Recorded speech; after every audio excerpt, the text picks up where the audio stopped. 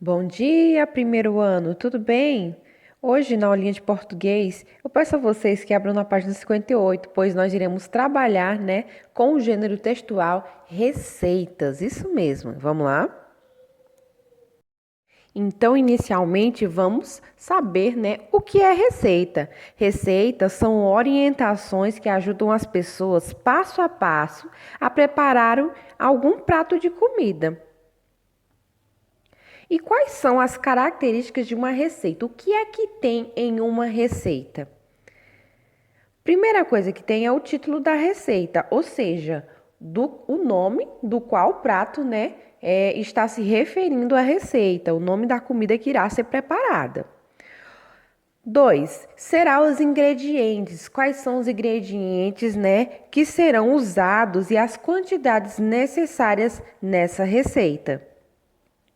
E o modo de preparo, ou seja, a explicação detalhada sobre como a receita ela deve ser, feita, como ela deve ser executada.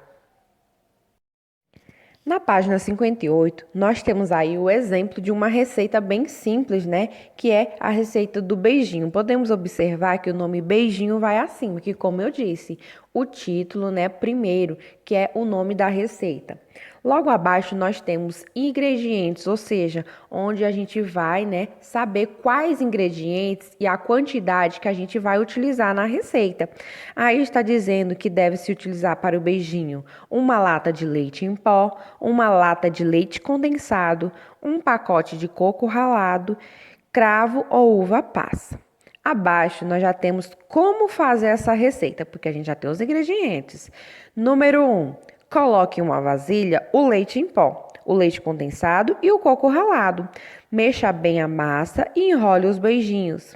2. Para enfeitar, passe-os no coco ralado e decore-os com um cravo e uma uva passa. 3. Coloque-os para gelar e estão prontos. Uma delícia. Então, aqui nós temos, uma receita bem simples. Há receitas mais difíceis, há receitas mais simples, mas todas sempre seguem alguns passos e tem a quantidade de ingredientes corretas, tá certo? Correspondente à quantidade que você quer. Agora eu peço a você que abra na página 59. Na página 59, nós temos o exercício de aplicação, onde nós temos aí duas questõezinhas, onde vocês irão marcar a opção correta. Então, aqui na número 1, nós temos o texto que você leu é uma bula de remédio, uma notícia de jornal, uma receita culinária.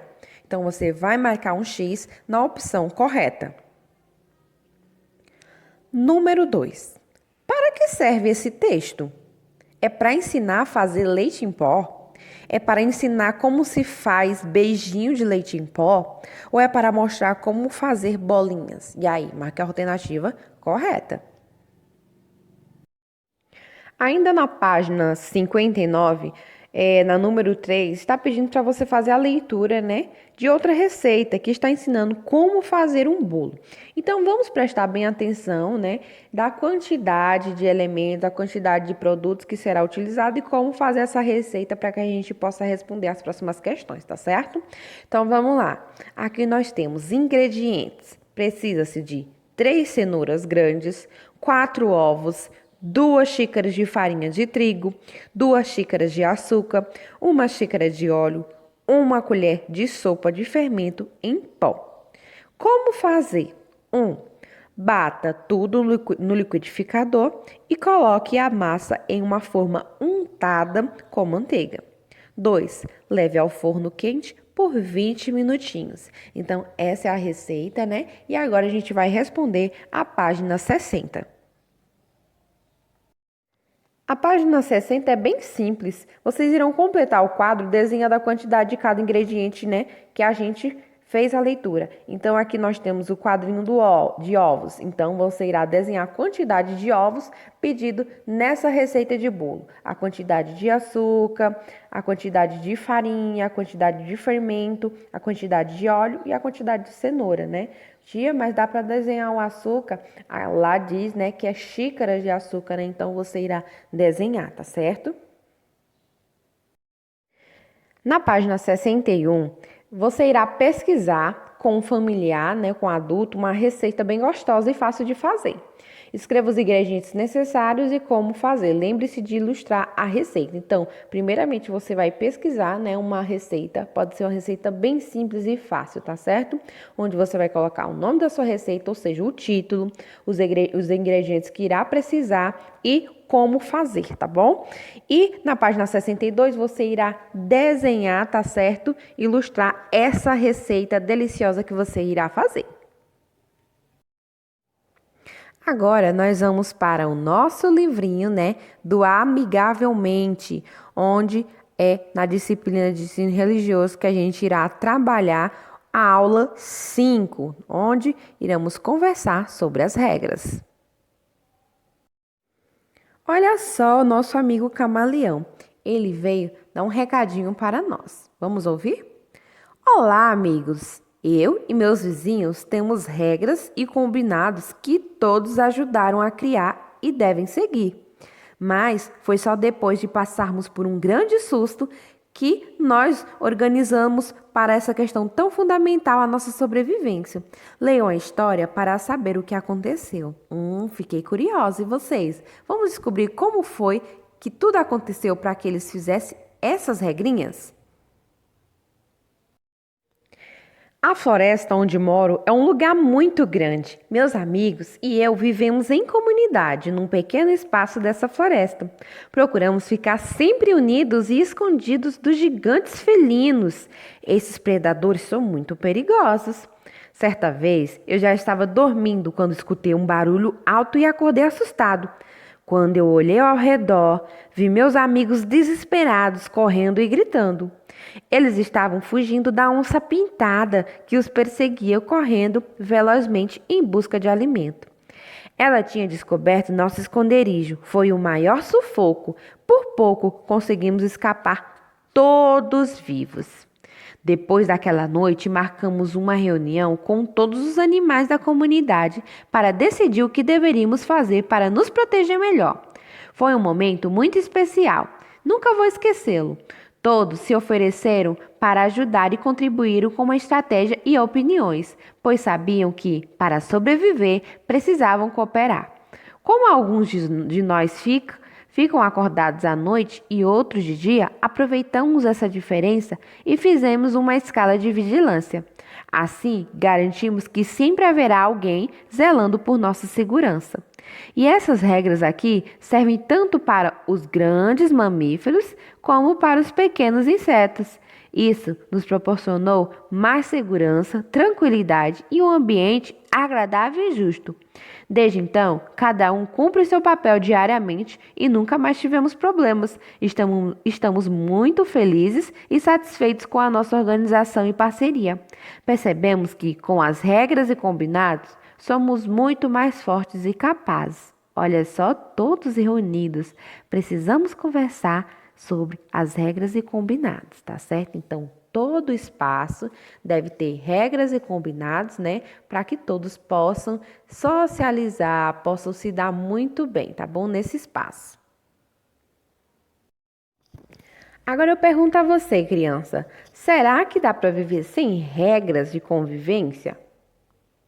Não, não é. Como já diz, regras de convivência. Sem as regras, não há uma convivência legal, né? Imagine só se não existissem as regrinhas na escola, as regrinhas em casa, não é? Então, não daria certo, porque há pessoas diferentes nesses lugares, né? Onde a gente deve seguir regras. E todos os lugares há regras. Elas podem até ser diferentes. Por exemplo, em uma igreja, há regras diferentes.